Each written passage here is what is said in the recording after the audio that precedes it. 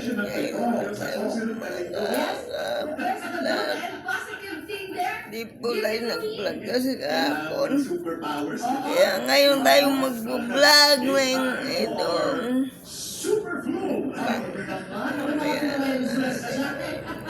bagyong Gasoline estimated ha.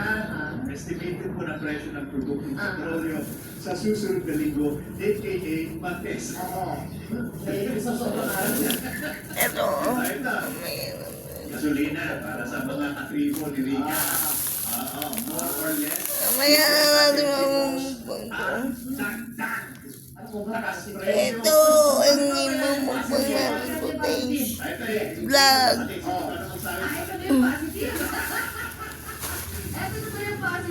Gasolina, more or less increase ng 60. Diesel, more or less increase ng 1 peso So, 35 centavo. pakiabangan na lang. Manik po. Masakit ha. Ang kerosene po, or gas, para sa ating ka-fishball, more or less, Ito, 1 peso. panoorin mo po yun. 1 piso po kada litro. Okay. So, masakit, di ba? Ito yung medyo Itong vlog natin na ito. look out for.